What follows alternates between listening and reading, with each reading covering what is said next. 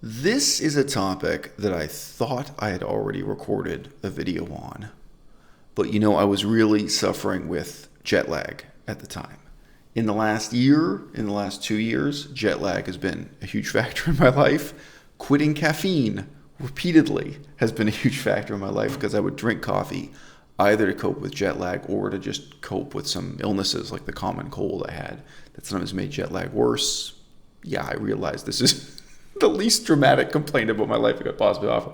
But yeah, I watched the video I made after the fact, and I hadn't really gotten the point across. And in the same sense that I think every vegan has a video on their channel about why I became vegan, how I first became vegan, and a lot of people have a separate video about how I became a vegan activist.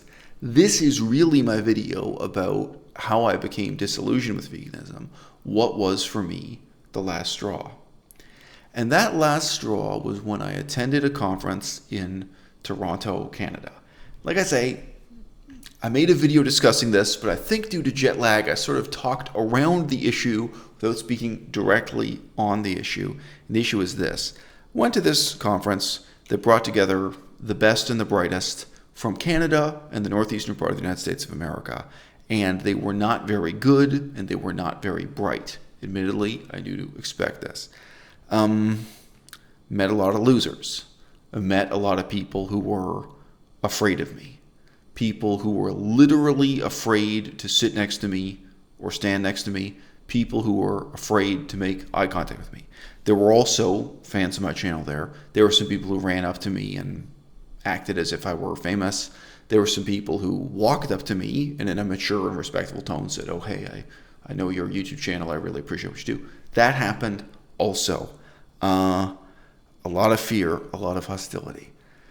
But what really felt like the last straw for me was going to this conference and hearing all of the kind of pseudo-intellectual bullshit about the future of the movement, all of the abstract talk about how to make the movement better, and then waking up one morning to discover that the participants at this conference had held a genuinely illegal, in my opinion, genuinely violent protest at a slaughterhouse, I believe it was a chicken processing plant, and they had filmed it, and they had uploaded it to Instagram.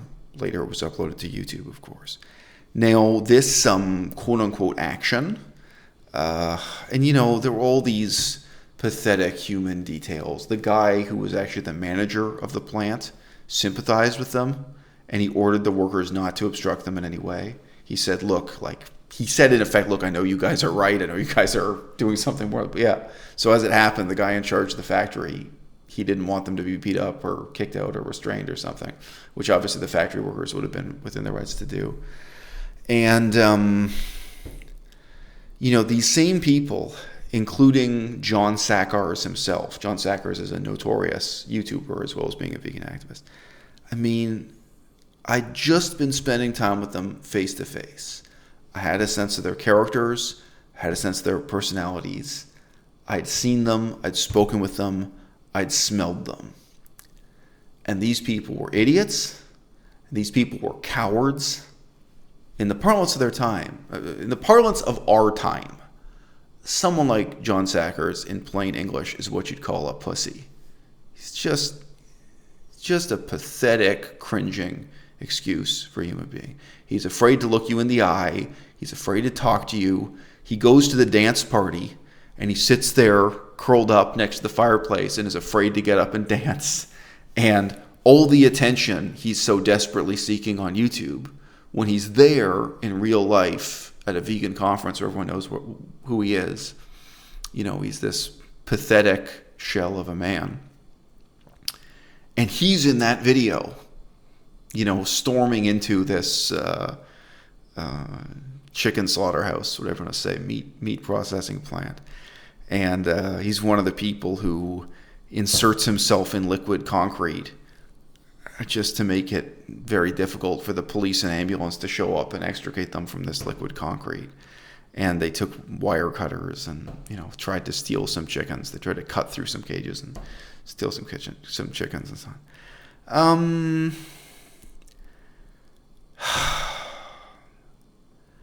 So, you go to this conference, and it's not just the absence of new ideas. It's not just that a lot of people there fear me. And I say fear rather than hate, advisedly.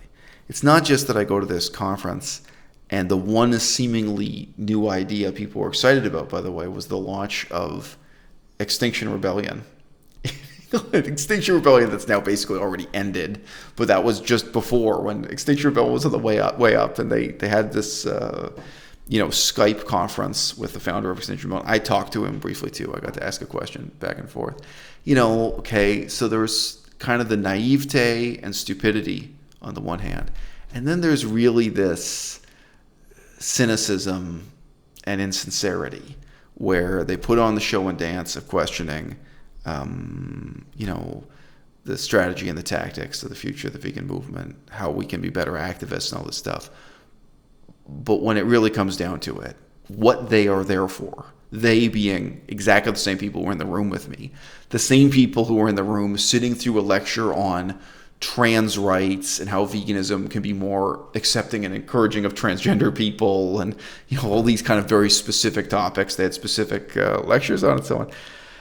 Okay, well, when you're wrapped up with all that theoretical talk, all that anyone wants to do is be a martyr for this movement, get themselves thrown in prison, break the law, and very often kind of overturning exactly what had just been discussed in the classroom, because it was held on a university campus with a chalkboard.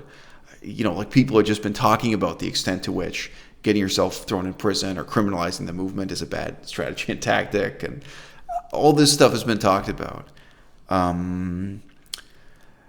I can discuss what I think about this. What really made it feel like the last straw for me was how I felt about it. It's just emotionally, I had so much contempt for these people. And it is a little bit different when you've been in the room with them, you've seen them, you've smelled them, you've talked to them, you've eaten vegan muffins with them or whatever, standing around at this vegan conference. And then you see that video go up the next day. You see what they're really doing. You see what they're really trying to recruit people for, right?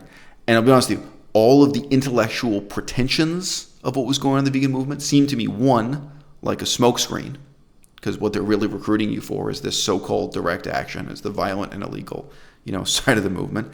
And then two, it seemed like it was an insincere beard, an insincere front for the purposes of fundraising, right? When I first came on YouTube, I said very clearly, I'm here to make friends. One of the reasons I said that was that there were a lot of hostile militant vegans who would say to you in a sort of strange, angry, self-righteous way, I'm not here to make friends. Like they would boast that they're not here to make friends. They're here to save the planet, or they're here to liberate the animals. They're here to achieve, they don't care how many enemies they make. Those same people, of course, turn out to be cowards. They turn out to be namby-pamby. They turn out to have no spine and no sense of purpose and resolve, but that's kind of another story. There was a lot of that kind of tough talk. And I'd say to people, you're not here to make friends? Well, I am. Because when I look at the history of intellectual movements and political movements, what I see again and again is they begin with people forming a salon. They begin with 5 or 12 intellectuals who meet at a salon and drink coffee together, talking about their ideas, publishing a magazine, publishing a journal, publishing a book, doing the research, right? And in so doing, creating a crossroads for like-minded people with common objectives and common grounds to meet and amass and get organized in the pursuit of political change. Okay, so I actually am here to make friends, and I see friendship as a very necessary first phase before taking those other steps that can include things like publishing books, right? You think publishing books isn't radical? I can name 6 books right now that completely transformed the world, including The Gospel of Jesus Christ, a book I disagree with, a book I despise. I mean, I also despise Karl Marx and a lot of these other people, but you can't deny people wrote books that transformed the world in a way that a street protest never can, right? So writing books can be the most radical activity we can engage in of all. purely empirical observation here. I don't like Muhammad the Prophet either, but the book Muhammad the Prophet wrote changed the whole world, right? We can go through a long list here. And you could even argue with someone like Napoleon Bonaparte, who did become a dictator. Nevertheless, what he wrote down on paper, including writing a new law, the Napoleonic Code, but you could argue that his writing had even more influence than the battles he fought and the wars he won. Okay?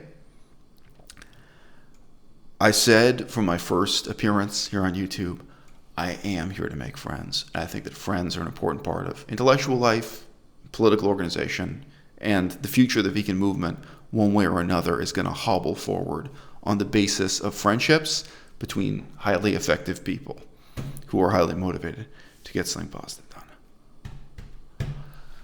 And when I went to that event in Toronto, it really felt, I went to several events in Toronto, truth be told, vegan events, and I thought, wow, there isn't even one person here, not one person who would be my colleague, not one person who would be my friend. There is neither the beginning nor the ending of a salon, of a movement, of a publication. There's absolutely no hope. It's just me. It's all on me. And if I'm going to be a one-man movement, let me tell you something. That movement is not going to be called veganism.